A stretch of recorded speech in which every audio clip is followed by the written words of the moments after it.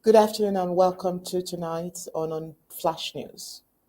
Today on Flash News, we'll take a look at the adversity faced by everyone in the Cameroons, including the lovers and supporters of President Biya.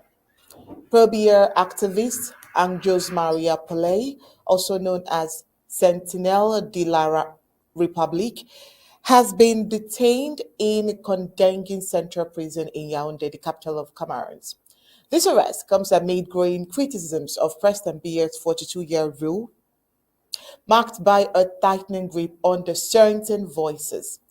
The situation is further complicated by reports of violent abuse against journalists such as Nsoyuka Guy Bruno Maimo, who was rough-handled by colonial army elements in Boya.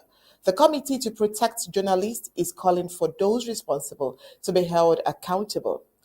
In a seeming paradox, the European Union has pledged a €91 million loan to Cameroon amid aimed at revitalizing the country's crumbling infrastructure. However, many are questioning whether this funding will truly address the deep-seated issues of mismanagement and corruption that have plagued the nation for decades. Now, let's get into the details of this report right after this short break.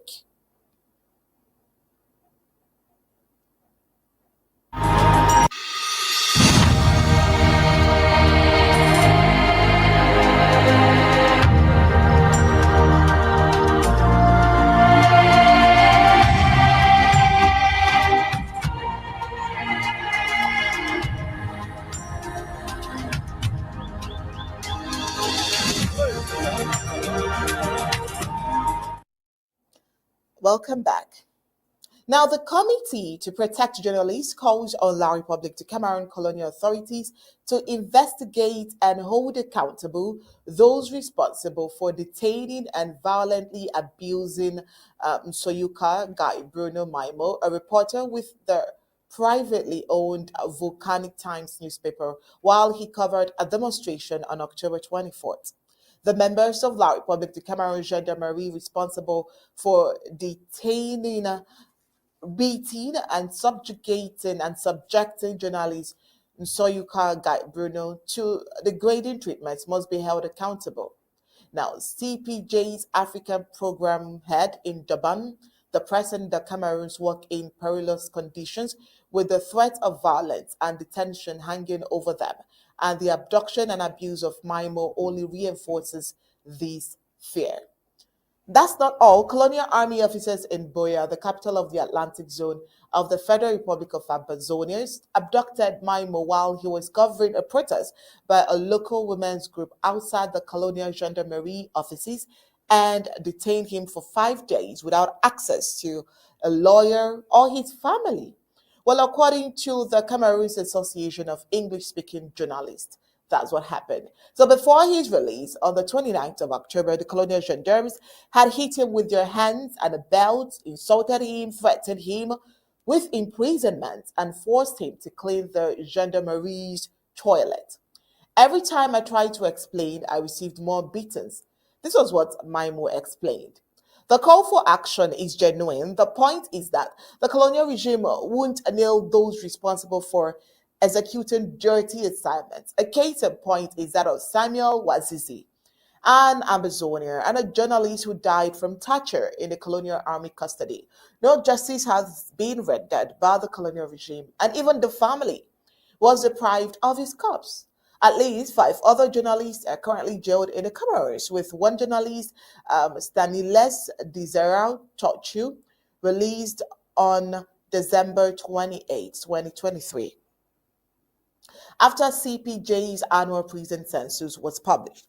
Four of them have been held for years on anti-state charges over their coverage in the Amazonian region. Just that. Well, that's not even all. You could say those for and those against are actually still facing the same issue. A typical example is this.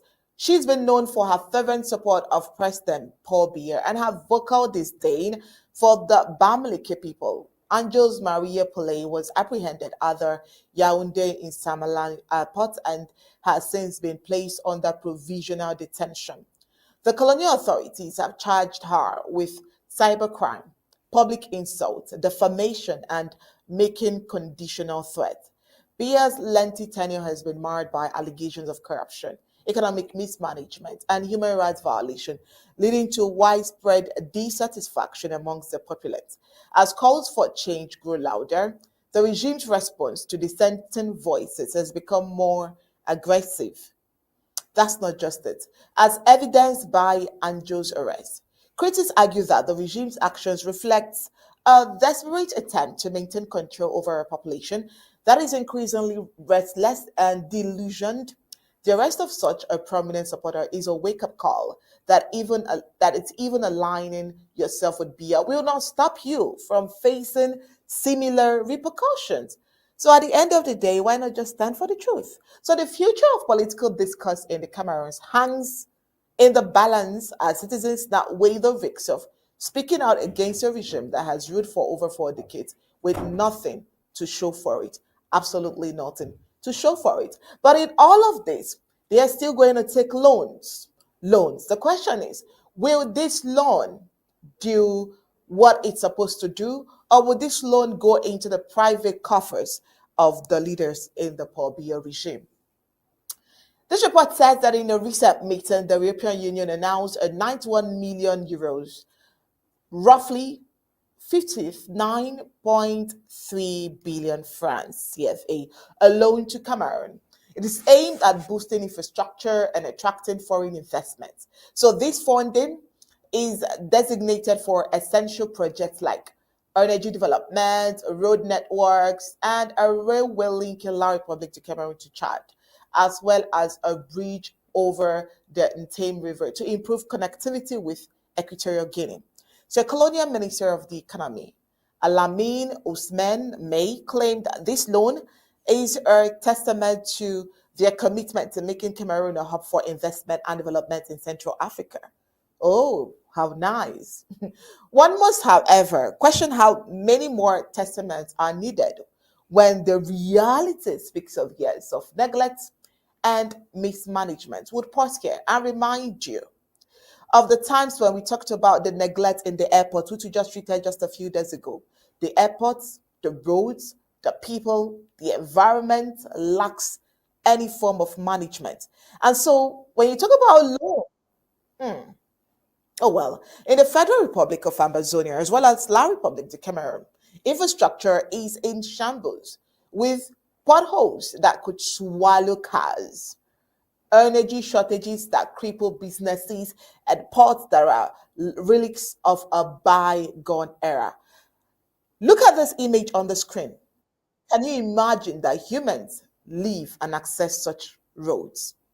While the colonial government's inability to address these pressing issues, compounded by a senseless war that has devastated the British Southern communities, raises serious doubt about its competence. Expecting a loan to work wonders is naive when the root problems have remained unaddressed. So the EU's funding comes with necessary conditions for transparency and accountability. EU Ambassador to Cameroon's Jean-Marc Chatagana expressed and emphasized that the release of the funds depends on the government's ability to manage them.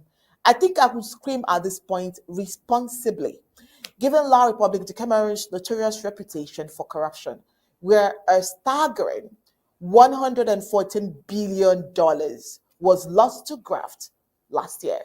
Their skepticism is well founded.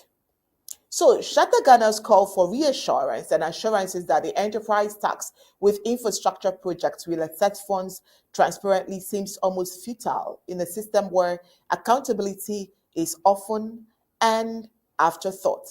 While some economists suggest that these projects could position Cameroon as a regional economic hub if completed, the reality is that success hinges on a government that has consistently failed to deliver. It's quite laughable.